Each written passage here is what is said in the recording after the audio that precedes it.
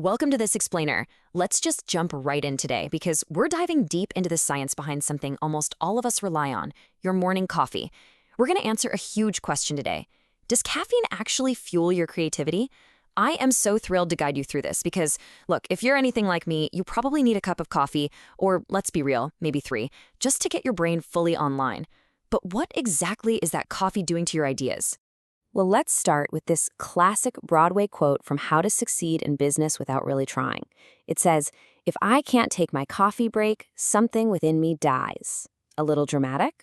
Sure, but it perfectly captures our absolute cultural obsession with caffeine as a workplace necessity. I mean, walk into literally any office today and you're going to find a coffee maker. We totally see it as a lifeline. We all know the stereotype, right? The highly caffeinated writer hunched over a typewriter, or the programmer surrounded by a mountain of empty energy drinks coding at 2 in the morning. There is this huge underlying assumption that caffeine is the ultimate creative fuel. But I want to challenge that assumption today using some cold, hard data. Does that coffee actually make you better at your job? Or more specifically, does it make you more creative? Okay, to understand what coffee is actually doing up in our brains, we first need to look at how psychologists categorize the way we think. First up, we've got something called convergent thinking. This is your hyper-focused problem solving. It's all about zeroing in on one single correct solution to a problem. Think of it like taking a multiple choice test, or figuring out exactly why a specific line of code keeps failing. You are converging on the one right answer. Now, what's super interesting is how that convergent problem solving completely contrasts with its opposite, divergent thinking. This is the fun stuff. It's the free-flowing, spontaneous generation of a ton of creative ideas, basically brainstorming without a box. So a convergent test might ask you to find a single missing word that connects 3 random words. But a divergent test, that's going to ask you to creatively find as many alternative uses for a totally common object as possible. Like, how many weird and wonderful things can you actually do with a brick? So how in the world do we test if caffeine helps you with the brick or the missing word? Well, we have to rely on the scientific method. Because as researchers love to point out, our intuition isn't always right. In fact, sometimes it hits the nail on the head of being exactly wrong. We might intuitively feel way more creative after a latte, but to prove it, researchers use a process called operationalization. That just means taking general questions, like does coffee make me creative, and turning them into actual, measurable, testable propositions. And to test those propositions, you've got to set up an experiment. Imagine trying to test how fast adult humans can navigate a giant corn maze when pumped full of caffeine. To do that, you need an independent variable, in this case, the caffeine dosage, and a dependent variable, which is how fast they run the maze. You also absolutely need an experimental group that gets the real caffeine and a control group that gets a placebo, like decaf. This is how you isolate the variables so we know exactly what's causing the change in behavior. All right, let's take those science principles and look at a real, highly structured experiment. This was done by Dr. Daria Zebalina over at the University of Arkansas. They brought in 88 people, all of whom already drank caffeine. Half got a 200 milligram caffeine pill, and the other half got a placebo. It was entirely double-blind, meaning nobody, not the researchers, not the participants, knew who got what. They just waited 20 minutes for it to kick in, and then the testing began. To really get in there and measure brain function, the researchers ran them through 3 highly specific cognitive tests. First, the compound remote associates test. That measures the convergent single-answer problem-solving we talked about. Second, the abbreviated Torrance test for adults, which tests that divergent, free-flowing creativity. And lastly, the keep track task, which is basically just testing memory retention. And you guys, the results were genuinely surprising. Convergent problem solving, it shot up massively for the caffeine group. The folks who took the real pill absolutely crushed those single answer problems. But divergent creativity, it stayed completely flat. 0 difference between the caffeine drinkers and the decaf placebo group.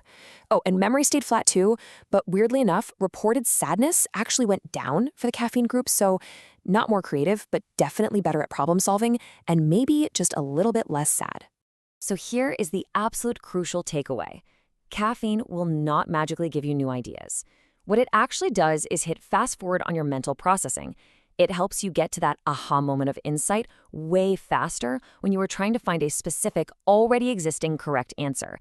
It makes you alert, vigilant, and dialed in.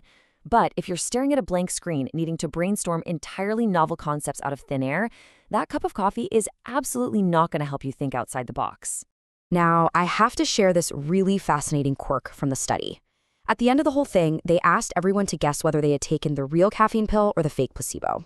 The placebo group was totally spot on. They totally felt like they were missing their fix. But the group that actually took the caffeine, their ability to guess correctly was literally a coin toss, only 50%. Essentially, when you've had caffeine, it's remarkably hard to actually perceive its effects taking hold, even while it's actively speeding up your brain. But let's think about the long game here. What happens when this turns into a daily habit? Okay, we know caffeine works wonders for problem solving, but what if you rely on this boost every single day? What if you're constantly downing coffee just to focus on your job? Well, as our source points out, more is only better right up until it isn't. And the roadblock here is biological tolerance. Studies show that within literally just 3 days of consistent caffeine use, your body physically changes. Your brain significantly ramps up the number of specific receptors, namely adenosine, nicotinic, and muscarinic receptors.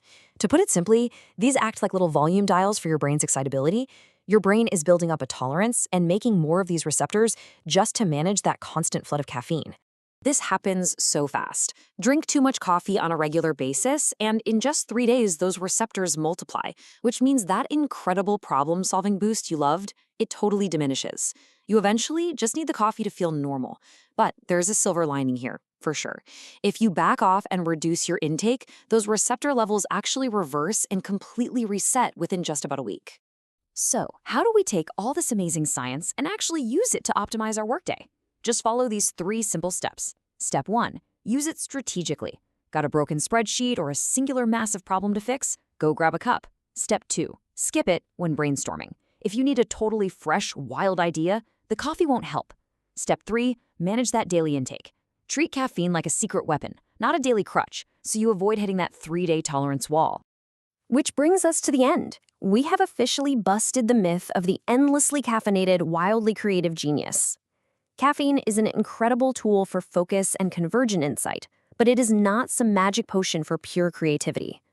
I want to leave you with this thought. If coffee only helps you find the answer you already know is there, how will you find the ideas that don't exist yet? The next time you need a brilliant new idea, are you going to instinctively reach for that coffee cup? Or will you try something else, like taking a walk? Thanks so much for joining me on this explainer, and I really hope this helps you rethink your morning brew.